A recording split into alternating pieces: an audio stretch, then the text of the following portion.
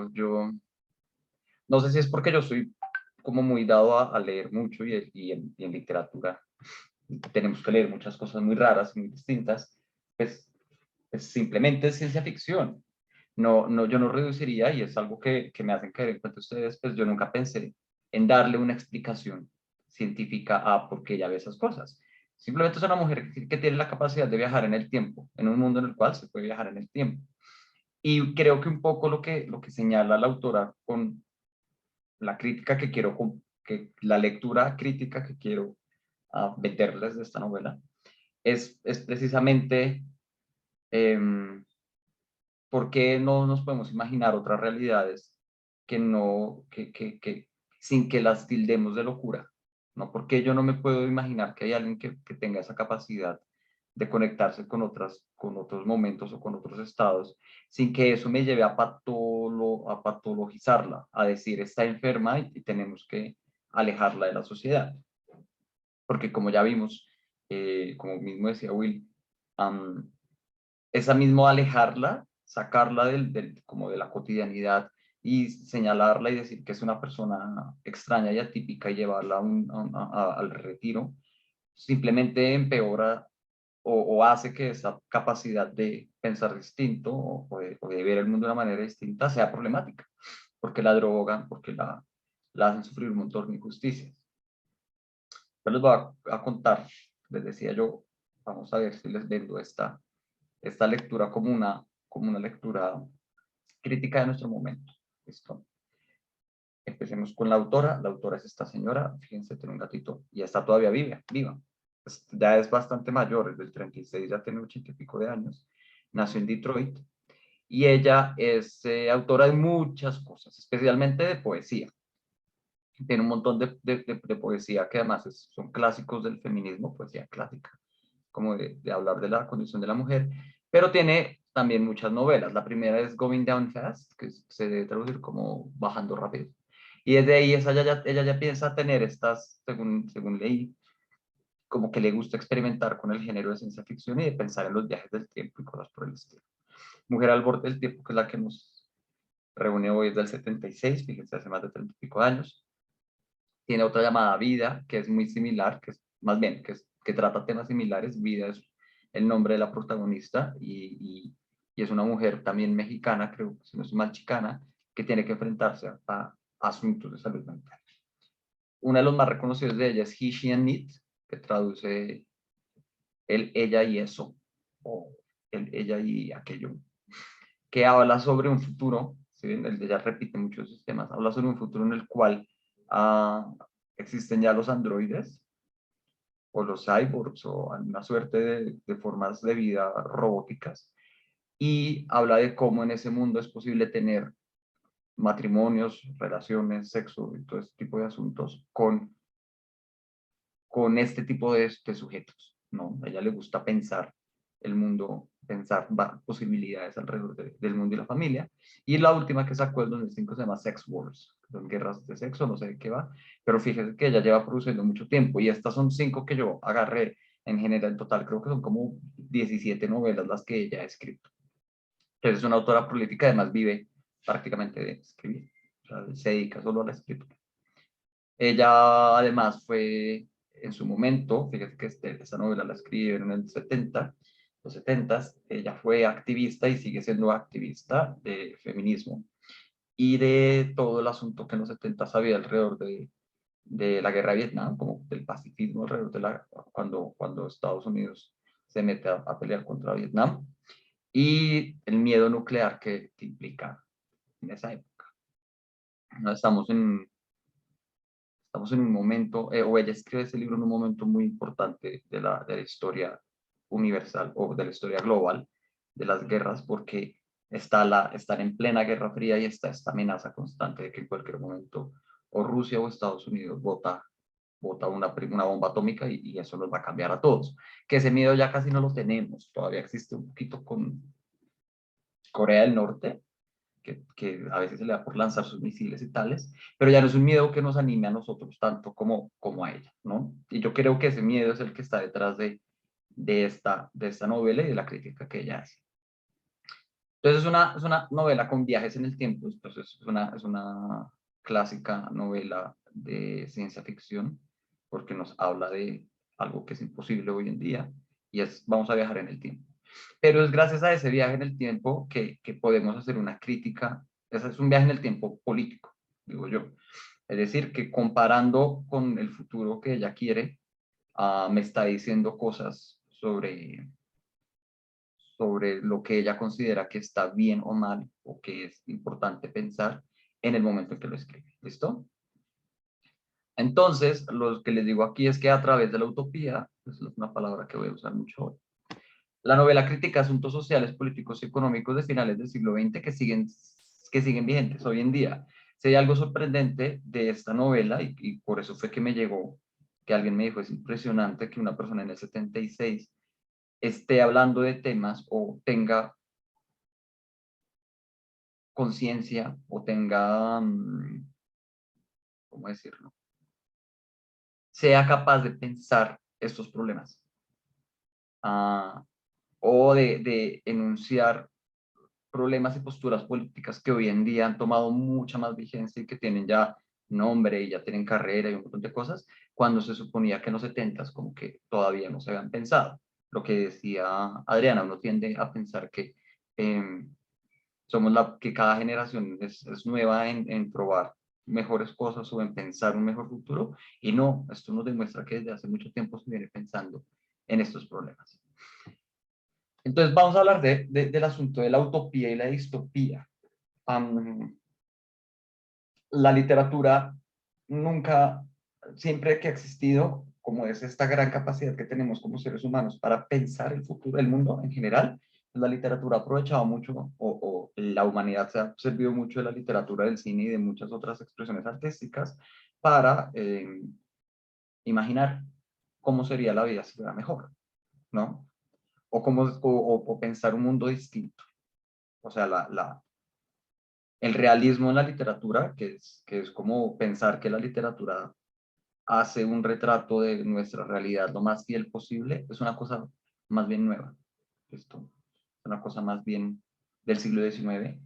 Por ejemplo, Charles Dickens, que lo tenemos para dentro de 8 días, él es el mayor exponente de este tipo de literatura, pero solo es un pedacito chiquito.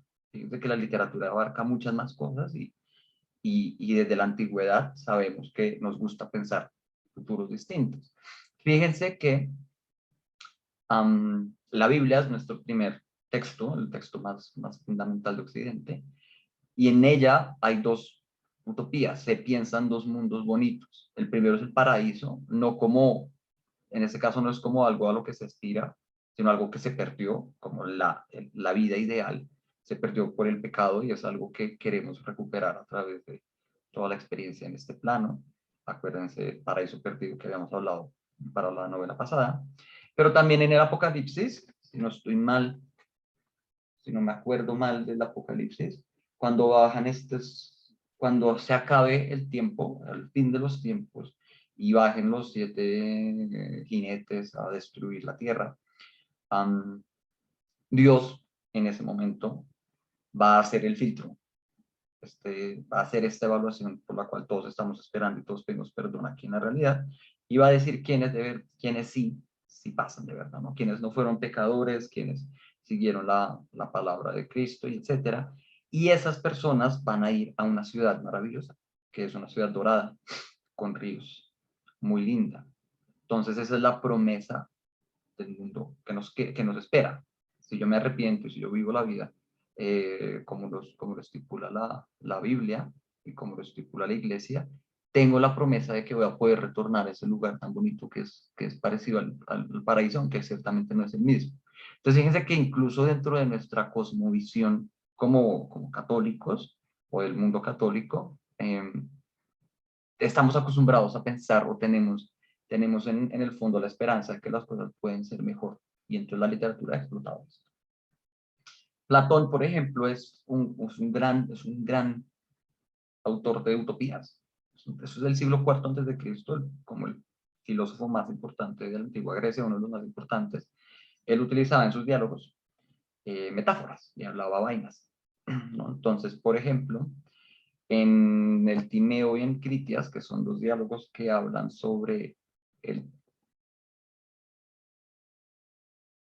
sobre el universo, sobre cómo está hecho el universo, qué existe y qué no existe y esas cosas. Él habla y de las leyes más adecuadas, cómo hay que construir las leyes más adecuadas. Él se inventa lo de la Atlántida, esta película de Disney que se llama Atlantis, y esta idea de que existe la Atlántida como un lugar perfecto, se lo inventa Platón. Y Platón lo inventa para mostrarles, para criticar a la sociedad de su momento, y dice, vea, si nuestra sociedad fuera perfecta, sería así. Entonces él se inventa la Atlántida como esta, que es una isla con círculos concéntricos, hacia adentro está el poder general, hacia afuera están los que producen y el resto de la población, que viene en completa paz y armonía. Lo que más se desea es la paz y la armonía.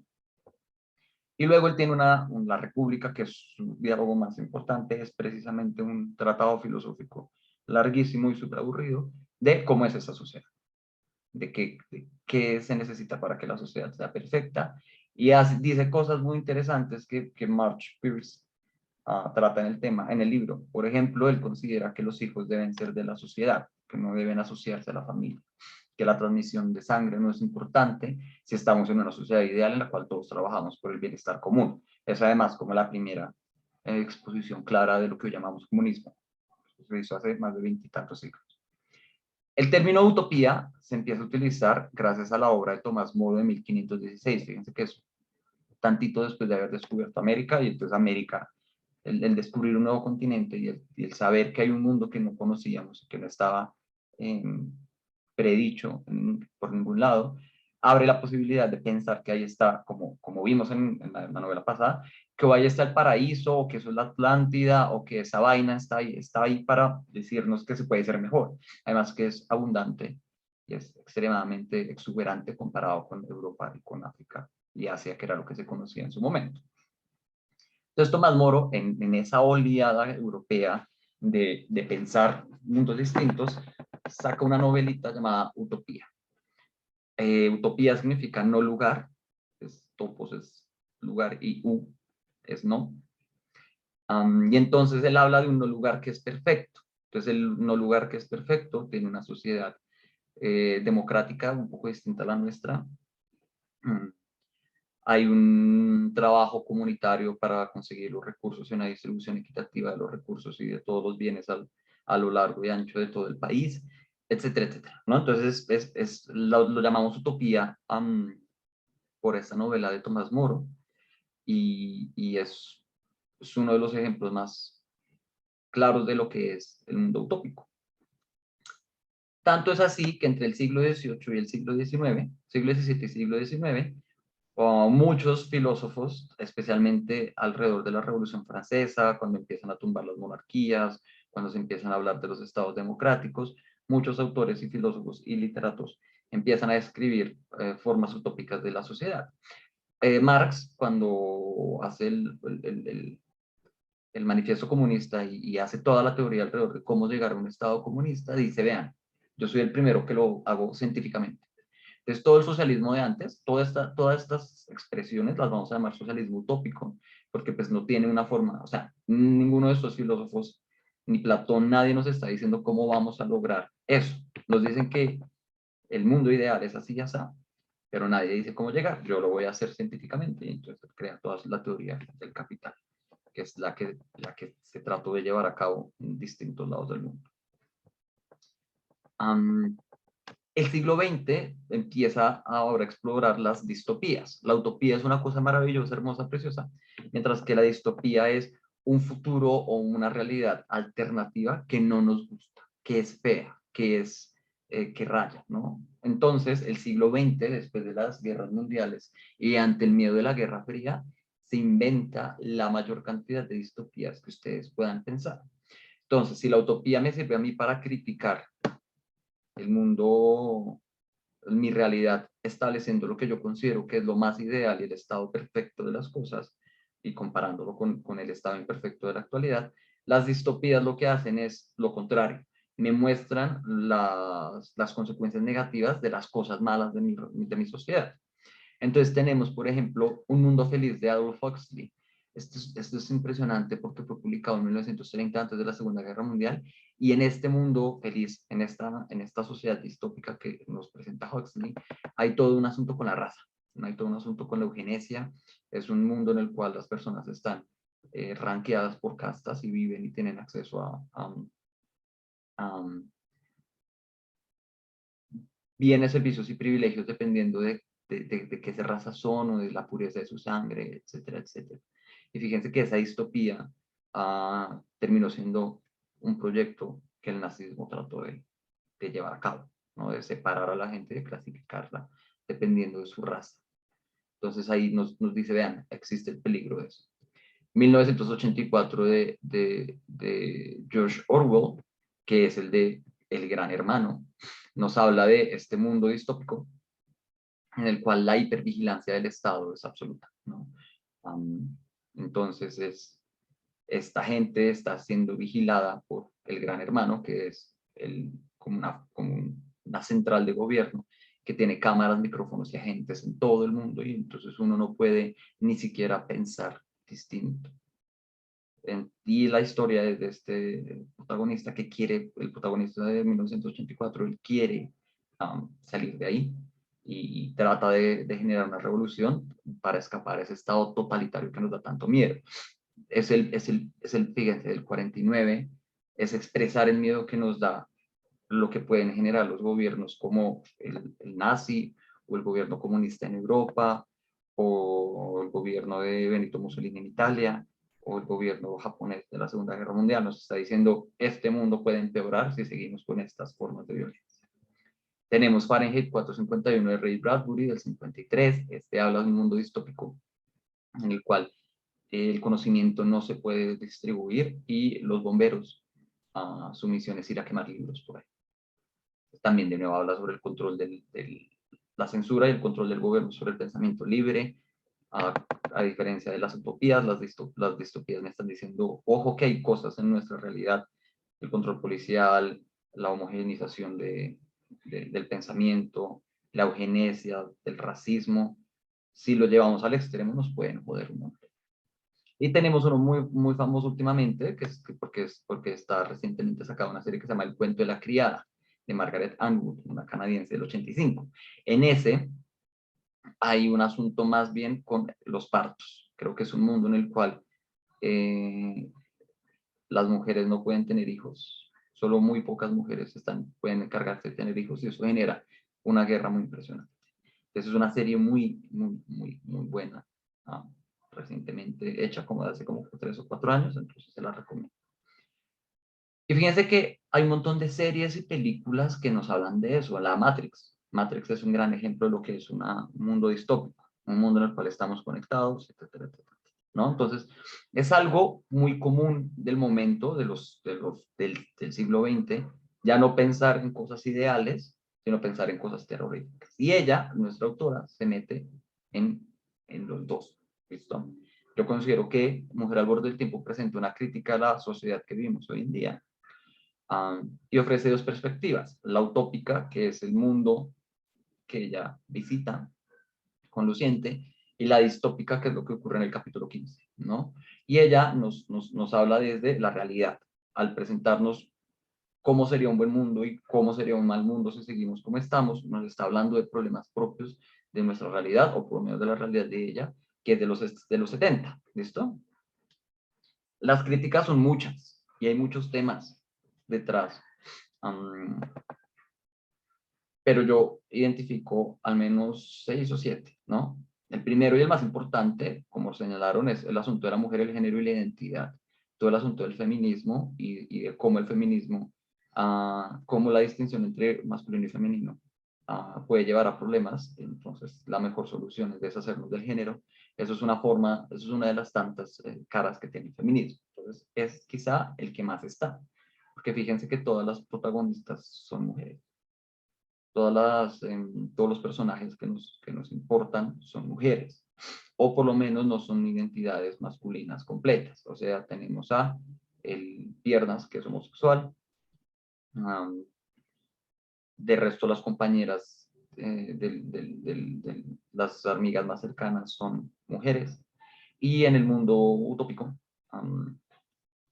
pues tenemos pues el contacto es luciente, que es una mujer, pero a la vez, como señalaba Marta, los demás personajes no cumplen los roles masculinos tradicionales, todos funcionan por lo mismo, no se considera que, por ejemplo, la mamá sea más importante que el papá, o que haya familia solo con una mamá o solo con un papá, sino la carga se distribuye entre todos. Eso está relacionado con la familia, la reproducción y la sociedad. Es muy importante esta parte, es muy chévere, ya les cuento por qué. El asunto de la raza, la etnicidad y la diversidad cultural, fíjense que en ese futuro no existe raza, y eso es una cosa que algunos activistas quieren también, como pensarla en deshacer la idea de raza, porque la idea de raza es una idea muy nueva en el mundo, es muy nueva, ¿no? Como la conocemos, es una categoría muy problemática que desde la Segunda Guerra Mundial se ha intentado como sacar de la conversación, ¿no? La ONU misma tiene todo un manual de decir por qué no deberíamos hablar de raza. Lo que ya vimos, lo que ya habían mencionado mucho, es cómo hay un sistema de producción y consumo hoy en día que está explotando de manera exagerada los recursos naturales. Entonces, que si queremos seguir viviendo, es importante cambiar esa forma de consumo y esa forma de producción, y a la vez cambiar la manera en que tomamos las decisiones. Entonces, eso se llaman ecocomunismos hoy en día. Son como el tema, el nombre que tienen esas posturas políticas. Se me hace muy chévere que además como ella todos esos cambios afectan el proyecto de vida de las personas. Eso yo creo que es lo que más me gusta de ese futuro utópico, es ver que las personas tienen otra forma de relacionarse con su carrera, con quiénes son, a qué se dedican. No son como esta sociedad nuestra en la cual uno se encasilla bastante en solo una forma de producción. Ellos son mucho más variados. Y de fondo, atrás está en toda la vida que tiene Connie, o toda su experiencia, en criticar el concepto de salud mental, ¿no? Y criticar esta idea de que todo puede patologizarse y todo puede resolverse por medio de medicamentos y terapia, cuando hay otras formas posibles de hacerlo.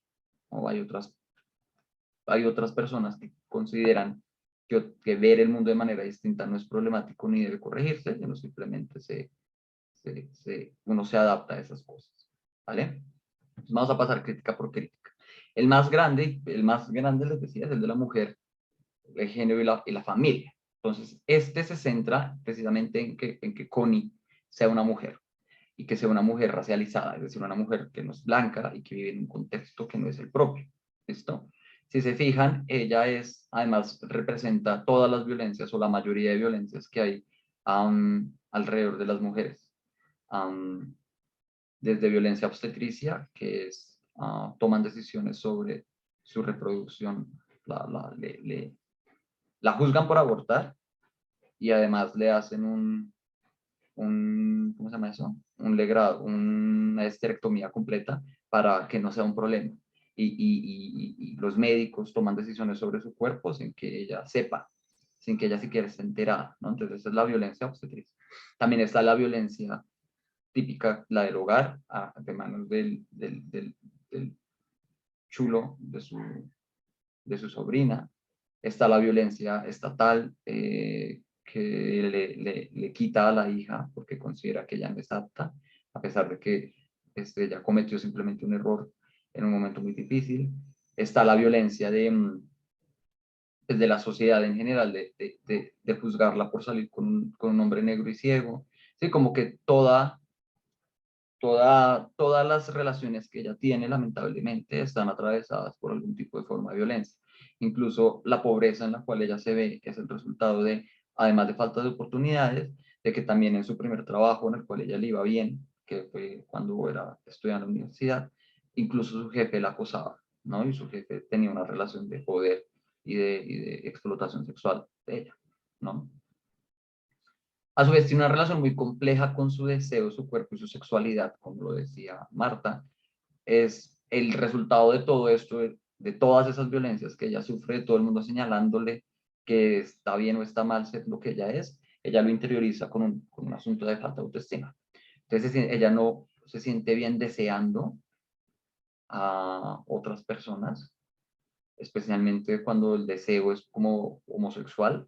eh, Todo el asunto de que si Luciente le gusta o no le gusta, y luego cuando descubre que es una mujer, o que se la saca de onda.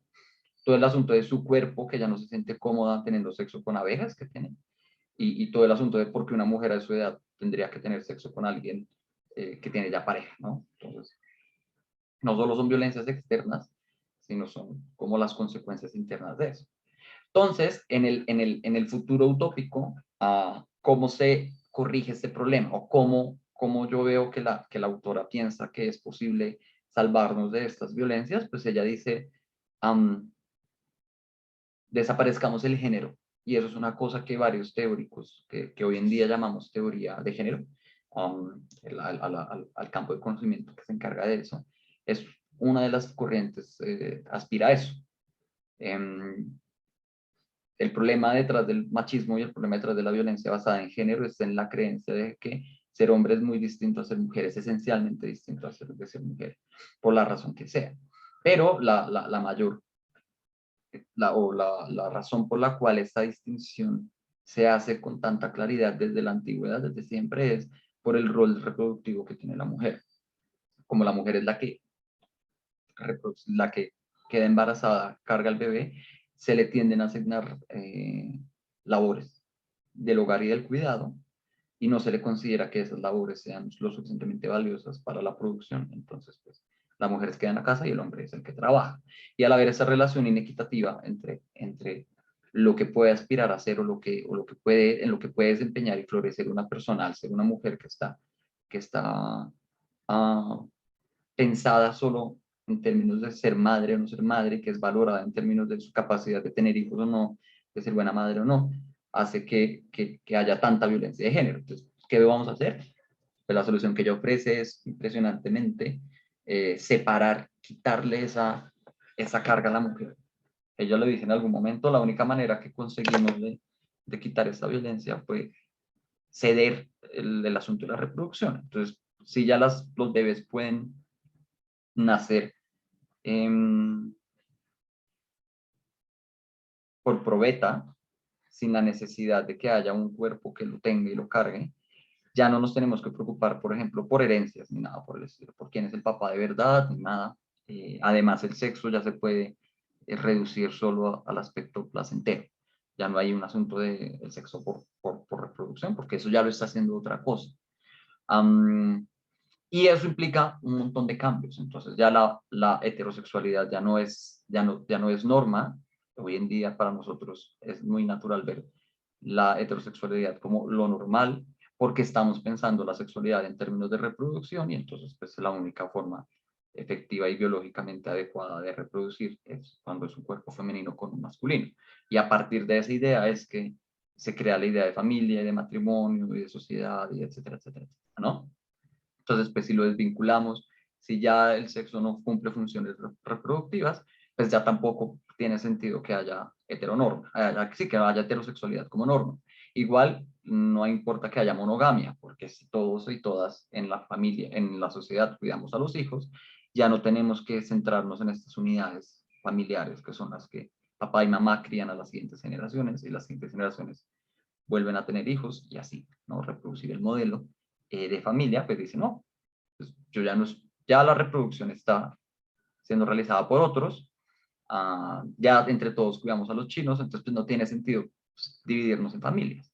Cada cual ama y desea y comparte de manera libre con los demás. Hasta luego, Kurt. Hasta luego. Gracias, Álvaro. De nada. También habla de la identidad de género. Ya no hay roles que estén alrededor de ser hombre o ser mujer. Entonces el hombre ya no tiene que ser fuerte y la mujer la dulce. Y entonces pues tanto hombres como mujeres o varones y hembras pueden tener, expresar lo que deseen. Incluso en la ropa hay cambios, ¿no? En el futuro distópico, que es lo que vemos en el siglo XV, en el capítulo 15, el asunto nos muestra es cómo si seguimos con esos valores vamos a terminar, ¿no? Y entonces en este caso, al contrario del futuro utópico, la mujer se reduce a su función sexual específicamente, o por lo menos la que ella llega a ver. Entonces vemos a esta mujer que está constantemente drogándose y constantemente operándose para cumplir este deseo masculino de ser lo que el man quiere, ¿no? Y están así que ya es un negocio, que ella nos cuenta cómo se da, que es un contrato que ella firma con un usuario que lo que hace es comprar su exclusividad sexual, ¿no? Esta persona va a tener sexo solo conmigo, esta mujer va a tener sexo solo conmigo y además para satisfacer mi placer, esta mujer tiene que operarse, ¿no? Entonces hay todo un asunto de explotación sexual, el feminismo, para el feminismo el asunto del trabajo sexual, de la prostitución y de la explotación siempre ha sido un tema peligroso y difícil de tratar porque en general se considera que es una obligación, o sea que muy difícilmente una mujer por voluntad haría eso, sino que la prostitución es la consecuencia de todas las violencias que hay. Entonces por eso en el futuro distópico se nos centra la historia en eso, ¿no? En que la mujer ya cumple la función sexual plena y no tiene capacidad de elección de nada, absolutamente nada, ¿no? Ella depende completamente de si un hombre la contrata o no, ni siquiera puede quedar embarazada, etcétera, etcétera. ¿Listo? Que es precisamente lo que le pasa a Connie. Son nosotros los que deciden si ella es buena o mala madre y le quitan el bien. La raza, etnicidad y diversidad cultural es el otro tema grande. A nosotros se nos hacen, este tema para nosotros no es tan importante porque no vivimos en una sociedad como Estados Unidos. No quiere decir que nosotros no seamos racistas, solo que nuestro racismo es un poquito distinto. Nuestro racismo va acompañado más de clase, entonces nosotros somos, a la vez que somos racistas, somos clasistas, ¿no? Entonces, en Estados Unidos sí hay un asunto de raza mucho más evidente, especialmente por la historia de esclavitud que ellos tienen, y toda la guerra que hubo porque ellos defendían o no la esclavitud, y todo el asunto de la migración, ¿no? Entonces, no es accidental que nuestra protagonista sea una mujer chicana. ¿Qué quiere decir? Una mujer de padres mexicanos, nacida en Estados Unidos, que además de ser mujer, pues es morena, y entonces eso implica que no tiene acceso a servicios, que no tiene acceso a educación, que la gente la mira con, con desdén, que la gente considera que ella es de una segunda o tercera categoría, a pesar de que ella es americana en el sentido de que nació en Estados Unidos. Ella no es blanca, entonces no puede acceder a las mismas cosas. Y además también nos presenta a través de su hermano Luis, o Lois, el problema de la asimilación cultural. Y es como dentro de una sociedad como la nuestra, que es tan homogénea, como que quiere que todos con la globalización todos consumamos lo mismo y tengamos la misma forma de vida, ¿cómo hacer para adaptarnos a eso si venimos de un contexto en el cual tenemos otras formas de vida y experiencia? ¿Listo? En el futuro utópico, eso se me hace muy bonito y es muy complejo además, hay una desvinculación entre las identidades étnicas y las características fenotípicas. Esto es lo que llamamos raza. En otras palabras, yo puedo vivir una experiencia negra de lo que es la cultura africana sin que yo necesariamente tenga que tener rasgos africanos en mí. Eso es muy importante porque el asunto alrededor del racismo o la lucha que se ha tenido en los últimos siglos contra el racismo es una lucha precisamente atravesada por las características físicas de las personas. La ONU, les decía, en el 50 y algo, saca un comunicado llamado The Racial Question, The Race Question, la cuestión de la raza, en la que dice, ojo, no debemos confundir, no debemos buscar ningún tipo de justificación biológica de la raza. Como raza somos solo una, somos seres humanos, o sea, todos, sin importar nuestras expresiones, nuestro cuerpo, pertenecemos a la misma raza. Hablar de razas, distinguir de grupos por sus rasgos físicos, es el producto del colonialismo europeo, es el producto de los blancos europeos queriendo tener control sobre las demás regiones del mundo.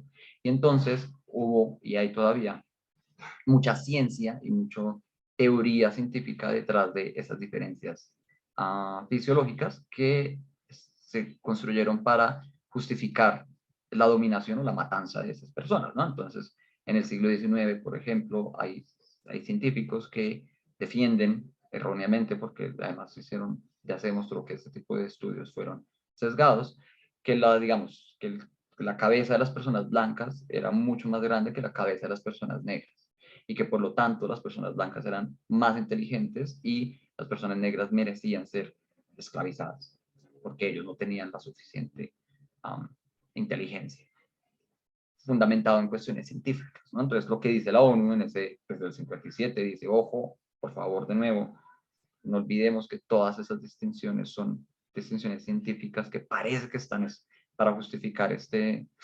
esta dominación de los blancos sobre los demás grupos poblacionales. Entonces tenemos que dejar de utilizar la palabra raza. Vamos a hablar de identidad étnica o de grupo étnico, ¿listo? Que son pues, la historia propia de los pueblos que, con sus tradiciones, sus formas de hablar, sus formas de expresarse, su comida y sus valores, ¿no? Y entonces en este futuro utópico, pues ya desaparece la supremacía blanca europea. Ya no consideramos que solo esa forma de conocimiento, solo esa forma de vida sea la adecuada y el resto sean raras, sino que cada uno tiene derecho a explorar lo que quiere. Entonces tenemos el caso de, ella lo pregunta cuando ve que una persona de piel no oscura se identifica como una persona de ascendencia africana. Y no es porque genéticamente tenga esto o aquello de africano, sino porque considera que esas tradiciones y esos valores culturales son los más apropiados para vivir, ¿no? Además, hay una recuperación e integración de saberes diversos. La medicina no es solo una, sino que hay otras formas de, no sé, de curanderos o de cosas por el estilo, que pues, no deben por qué ser excluidas, ¿no? Ciertamente, si yo voy a hacerme una apendicitis, pues agradezco mucho y tiene todo el sentido a la medicina tal como la conocemos, pero eso no quiere decir que si yo tengo otro tipo de dolor, no sé, dolor de cabeza o un dolor estomacal, no pueda yo acudir a otras formas de sanar, no sé, con compresas o con masajes o con movimiento de manos o cosas por el estilo, con yoga y esas cosas, ¿no? Ellos lo que dicen es, integrémoslos. Ambos tienen un valor y ambos tienen una justificación, una forma de ser, recuperemos esos saberes y integrémoslo, porque en esa diversidad cultural es donde está la posibilidad de encontrar otras cosas, ¿no? Mientras que en el futuro distópico, la eugenesia es el proyecto eugenésico por excelencia. Eugenesia es este movimiento, ciencia, no sé cómo llamarlo, esta postura que supone que hay una mejor raza que otras, o que hay maneras más perfectas de ser humano. Entonces vemos que aquí los ricos son los que tienen la posibilidad de no vivir en el planeta Tierra, primero que todo, según nos dicen, ellos viven en una estación espacial. Dos, tienen la capacidad de modificar su cuerpo para mejorarlo y que sea eterno, casi, por medio de tecnología de robots y tales. Y tres, los demás, la gente que vive en la Tierra, que escasamente ve el sol, que es que lo puede ver porque están en edificios muy altos y tales, son literal bancos de órganos para los ricos. Entonces aquí sí que la supremacía, seguramente los que están allá arriba son blancos, porque son los que históricamente han tenido el dinero y han logrado explotar para llegar a estar en una posición de poder, ¿no?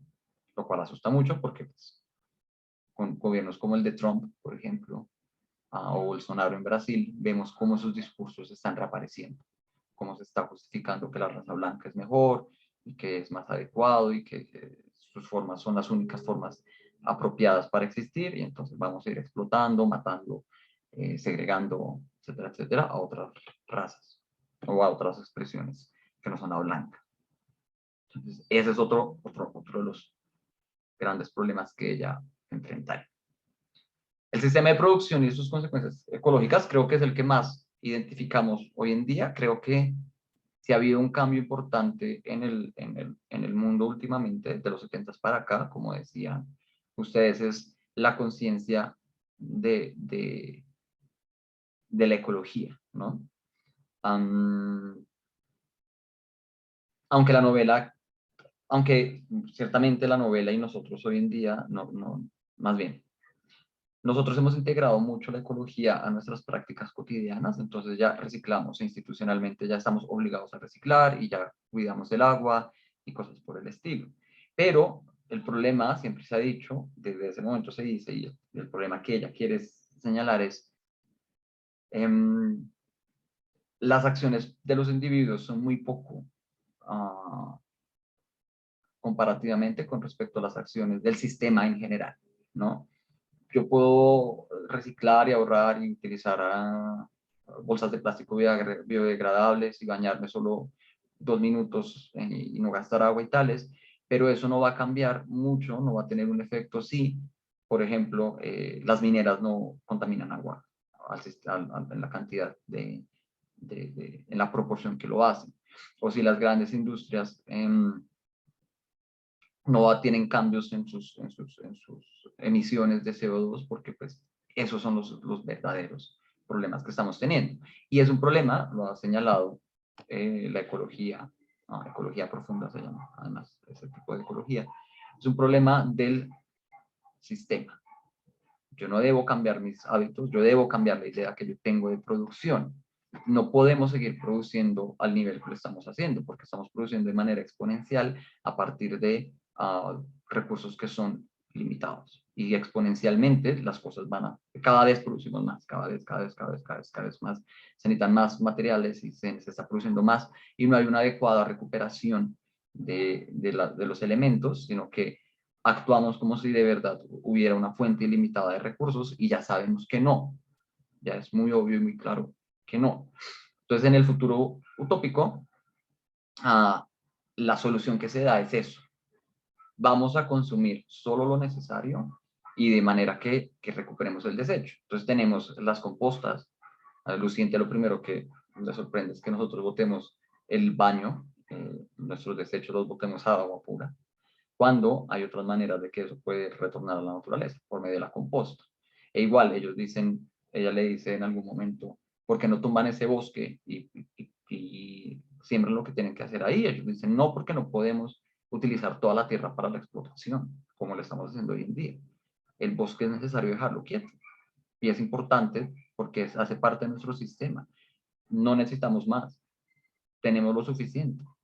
Tenemos que encontrar otras maneras de producir, pero no pensar que la solución siempre es abrir una nueva fábrica y consumir algo nuevo o tener propiedad privada, ¿no? Porque uno de los grandes problemas, como señala el comunismo, como proyecto político, uno de los grandes problemas del capitalismo es la idea de que yo tengo mis objetos y son míos y tengo derechos sobre esos, porque eso me permite acumular un montón.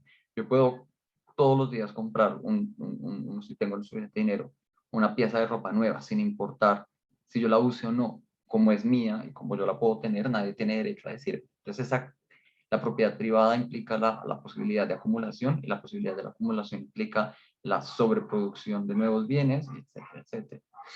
Y eso es un gran problema. Fíjense, hoy en día, no sé si ustedes están enterados de esto, pero en Estados Unidos y en el mundo en general hay un gran problema de desabastecimiento y de cadena de supply chain, cadena de distribución, porque muchos de los materiales que necesitamos para vivir se están acabando y además con el COVID fue difícil transportar. Entonces muchos metales raros como el litio, como esos metales que se consiguen por ahí en Bolivia y en África y esas cosas, que son muy importantes para nuestros computadores, para el Internet, para que podamos tener este tipo de charlas por medio de computadores, se están acabando. Y lo único que nos queda es o seguir abriendo más las entrañas de la Tierra o pensar. Porque fíjense que, ¿dónde era que leía yo? Por ejemplo, nuestros celulares gastan un montón de materiales que en el momento en que los cambiamos y se dañan, nadie se preocupa por recuperarlos. Hay un montón de oro, por ejemplo, ahí partido. Pero tampoco es fácil porque no tenemos, teóricamente, no sabemos cómo como despegar y volverlos a sacar. En el futuro utópico esta gente sí hace eso. Todo se está reciclando y todo se está aprovechando, porque además ellos nos dan a entender que ellos ya, que eso fue la solución que tuvieron que llegar cuando ya se les acabaron muchos recursos, y entonces están en escasez, hay escasez de agua, por ejemplo. Mientras tanto, en el futuro distópico nos tocó salir del planeta, y no todos, solo los que tienen mucho dinero, los millonarios, pueden irse al espacio, mientras que aquí no se puede ni siquiera ver de la contaminación que hay, ¿no? Y ya no es vivible el mundo. Quién sabe cómo si sigue ese futuro de dónde van a sacar nuevos recursos, no se sabe.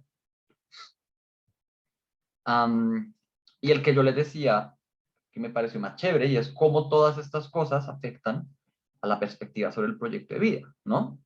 Entonces, así como no hay género, pues la ropa no tiene género. Y entonces las personas pueden utilizar falda o pueden utilizar bata o pueden utilizar pantalón sin importar si son hombres o mujeres, porque ya no hay esta idea de que el hombre tiene que cumplir ciertos roles y las mujeres tienen que cumplir ciertos otros roles y la ropa los ayuda. Las unidades familiares no se reducen a parejas con hijos. Fíjense que la mayoría vive solo y con sus animalitos. Cuando ella conoce el cuarto de Luciente, le pregunté dónde está tu pareja y tal, y ella le dice, no, pues yo vivo sola porque es mi espacio. Yo no tengo, y los niños además están todos en el, como en la guardería, con las personas que van y los sacan y los mueven cuando quieren. No tenemos que reducirnos a vivir con papá, mamá y familia, sino que cada uno puede vivir por su cuenta y aún así sostener como esta constelación de afectos, ¿no? No elijo una sola persona sobre el resto del mundo para vivir con ella eternamente y morir juntos, sino que yo vivo con mi comunidad y dentro de mi comunidad me encuentro con afectos, prefiero unos sobre los otros, me va bien con este, me va mal con aquel. Eso no quiere decir que la gente toda se quiera, sino más bien no me estoy obligado a irme a vivir con una familia, ¿no? Lo que más me gustó, que las personas no se especializan en una sola cosa, ¿listo? Todas hacen todas las labores. Y eso es también lo que le sorprende más a, a Connie cuando ella insiste una y otra vez, cuando dice, pero si él es bueno haciendo cuadros, ¿por qué tiene que ir a ser mamá? O porque si esa persona es buena haciendo lo que hace, medicina, ¿por qué no le dejan, lo ponen a plantar? Entonces ellos dicen, no, porque es que todos cumplimos una función. Y si una persona siente que solo sirve para una cosa, eso puede generar problemas, conflictos, porque pues, se va a querer indispensable y va a empezar a exigir cosas frente a los demás. No, todas las labores son importantes, tanto ser madre como ir a la guerra, como producir, como tomar decisiones, como estudiar, todo el mundo lo tiene que hacer en su momento. Entonces, pues más bien, si lo saben que lo tienen que hacer, pues háganlo, como organícense y háganlo de una manera adecuada. Algo muy bonito es que no existe un nombre fijo o un número de identificación. Ella le pregunta muchas veces cuál es su apellido y ella le dice cuál es mi apellido, de qué habla. Yo tengo el nombre que yo quiero. Eso es bien chévere porque ellos reconocen que uno puede cambiar de nombre y la gente se le da por experimentar nombres, por experimentar referentes y tales. Algunos lo cambian todos los días, otros lo mantienen a lo largo de su vida, pero nadie está juzgando. Mientras que si se fijan en el futuro distópico, la mujer que recibe a Connie tiene un número, hace ante todo un número, porque es un individuo que hay que vigilar, que hay que tener pendiente, como que no podemos pensar en la fluidez del carácter, sino que todos tenemos que ser una y la misma persona, ¿no? Otra cosa muy importante, la globalización no es un hecho. No es un hecho que como vivan en ese pueblo, viven en los demás. Ellos tienen comunicación con otros pueblos, muchos viajan y conocen de otro lado, pero no se pretende que todo funcione como el sistema global en el cual estamos trabajando nosotros. Que nosotros sí vivimos muy dentro de esa fantasía de, si en Estados Unidos comen pavo, entonces yo puedo comer pavo hoy. ¿Sí? Si yo puedo viajar a cualquier parte del mundo en cualquier momento si tengo el suficiente dinero. Yo puedo moverme como se me dé la gana. Por eso, por ejemplo, la globalización está detrás del problema del coronavirus. Un virus sale en una ciudad en China y al mes ya está en todo el mundo porque la gente tiene la posibilidad de moverse por ahí. No solo tiene la posibilidad, lo debemos desear. La gente viajada es la mejor gente, ¿no? O las experiencias de viaje hacen que nos den estatus y nosotros aspiremos mucho a eso. Aquí no existe eso. Si bien la gente viaja y tales, y hay un grupo de gente que además nunca se asienta, no es tan importante la globalización y la hiperconexión entre todos. Algo muy bonito es el asunto de la muerte. Si yo vivo bien y si yo vivo feliz, si yo tuve una buena vida, pues no voy a pensar en la muerte como algo problemático, no voy a querer evitarla al máximo como lo hacen en el futuro distópico que quieren robar órganos de otras personas para nunca terminar de morir, nunca terminar de vivir. Mientras que aquí hay todo el capítulo del entierro de liebre, es muy bonito, me parece, porque hay más bien un reconocimiento de que las personas pues somos mortales, que eso es inevitable y que más bien celebremos la vida mientras se puede y cuando alguien se muera, pues poder despedirnos. O sea, sería maravilloso, por ejemplo, cuando muere esta señora, no me acuerdo cómo se llama, como ser capaz uno de hacer eso. A mí me encantaría poder decir, uy, siento que ya me va a morir, venga, llamo a mi mamá y a mis amigos, a la gente más cercana y les agradezco y les doy un abrazo y me voy tranquilo. Que no sea un trauma, sino que sea algo que todos podamos procesar. Que sea un proceso natural como de hecho lo es, así como naturalmente uno tiene hijos, pues así naturalmente la gente se muere. Y entonces sería bonito vivir de esa manera. Y la resolución de conflictos, todo el asunto de que Bolívar y Lucientes, si no estoy mal, no se la llevan bien, y que como comunidad esa lucha o esas diferencias afectan. Y entonces vamos a hacer un consejo en el cual vamos a hablar entre todos y entre todas y vamos a establecer pues, qué cosas nos afectan y qué no, y qué posibilidades hay de salir. Y la gente es muy dada al diálogo, no son muy claros con lo que sienten, son muy, no se callan, digamos, como que no hay una vergüenza a hablar de las emociones propias ni de las ajenas, ni tampoco hay esta idea de, uy, no se metan asunto ajeno, en nuestro asunto, sino que todos son muy respetuosos, todos entienden que la vida en comunidad implica compartir tanto las buenas cosas como las malas cosas, o que la convivencia implica eh, muchas otras cosas, ¿no? Entonces, pues, seamos sensatos y vivamos así. Por último, está la idea de salud mental. Hay una cosa, justo en el 76, Michel Foucault publica un libro llamado Vigilar y Castigar. Michel Foucault era un filósofo francés de lo que él llama la biopolítica. ¿Listo? La biopolítica dice que, o como teoría, dice, ojo, las nuevas formas de gobierno, o después de las segundas guerras mundiales y tales, están controlándonos a través del cuerpo. La sociedad nos educa y ¿cómo se dice esta palabra? Alecciona, nos lava el cerebro básicamente, a través de nuestro cuerpo, a través de la forma que tenemos en el cuerpo y a través de ponerle al cuerpo hábitos que le permitan a todo el mundo funcionar de una determinada manera para producir en el capital. Entonces él dice, en ese libro llamado Vigilar y Castigar, él dice que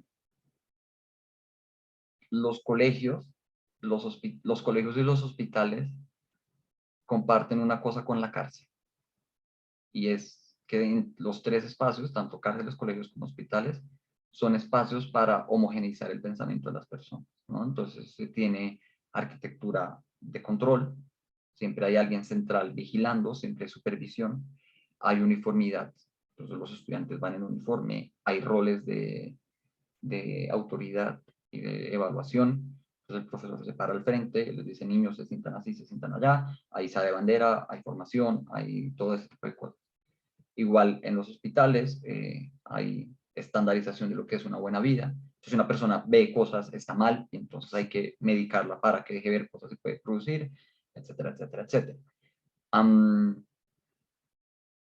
Y la necesitamos porque pues, una persona que vea cosas no va a poder trabajar de 8 a 5 y no va a poder producir dinero y no va a poder consumir ni gastar plata, ni va a poder reproducirse para continuar con el sistema.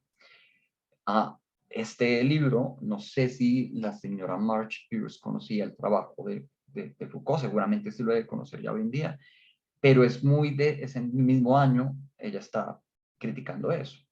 Ella dice que,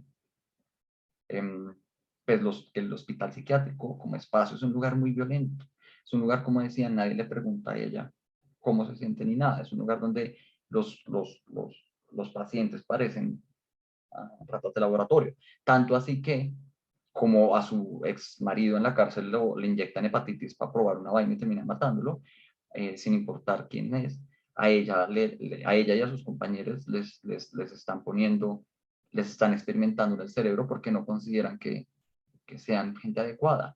Y le insisten una y otra vez, mira, tú quieres salir a ser feliz y quieres tener una buena vida, listo, déjate que nosotros te vamos a arreglar. Es como si tuvieras apendicitis, le dice el doctor una vez, venimos, te sacamos el apéndice y tú ya puedes seguir yendo a trabajar y a producir, solo que tu forma de ver el mundo no nos sirve. Entonces, pues vamos a experimentar a ver si logramos cambiarte. Y que va un poco relacionado con como yo inicié a decirles, eso lo tenemos muy integrado, tanto así que ustedes todos consideran y todos naturalmente vamos a tratar de darle una justificación o una explicación que me diga por qué esta señora ve esto. Ah, no, es que tiene esquizofrenia, porque está loca, porque le quitaron a la hija y eso le generó un trauma, porque sufrió mucha violencia, pero pues porque dar esa solución, yo diría como, pues ya, piensa de manera distinta. Probablemente no le permita tener una vida como la nuestra, seguramente. Pero pues, ¿por qué habría de tener una vida como la nuestra, la normal? Que tendría que, que producir de la misma manera que nosotros producimos, ¿no? También sería chévere pensar en la neurodiversidad, pensar en la idea de que hay personas que sienten, piensan y tienen afectos distintos, que seguramente no les va a ir todos bien, como decía Adriana, no todas las alucinaciones son alucinaciones tan amables y tan queridas como esta. Entonces, en ese caso, ayudarlos a que la medicina ayude a que esos procesos no terminen afectando a la persona ni a su entorno, pero como desde el cuidado ante todo, no desde la patologización y desde la querer curar a todo el mundo solo porque es un poquito distinto. Entonces esos son los grandes temas que esta mujer trata en esta novela y que se me hace que es chévere pensarla, como le decía Julio César, como la idea de futuro que alguien puede tener. Fuera de que ciertamente la lectura es difícil, especialmente porque si se fijaron, en el futuro hablan distinto, tienen palabras que evitan el género, precisamente porque ya no existe el género, um, y entonces tienen además un slang ahí como medio chicano, medio latino, medio español con inglés, medio algo. Es muy natural, también es muy chévere imaginarse cómo va a ser el lenguaje en el futuro, porque si hay algo que cambia muy rápido la lengua, entonces pues, esta es una apuesta por ver cómo hablaría la gente del futuro. Pues nos permite, o a mí me permitió, y por eso quería compartirla con ustedes acá, pensar nuestro tiempo y pensar que podemos cambiar nosotros hacia un mundo distinto, ¿no? Entonces yo quería cerrar con esta pregunta de qué tanto a casi 35 años de esta publicación estas denuncias tienen sentido, qué tanto el sistema de producción que tenemos nos está llevando a un declive de los recursos, qué tanto la idea que tenemos alrededor de los roles de hombre y mujer está generando violencia en las personas, qué tanto la idea de raza está asociada con explotación, y qué tanto hemos cambiado y cómo colaboramos para, pues si creemos, eh, para mejorar nuestra condición y que nuestro futuro no sea tan grave. ¿Listo? Entonces eso era lo que les quería compartir. Madre, se nos hicieron las 6.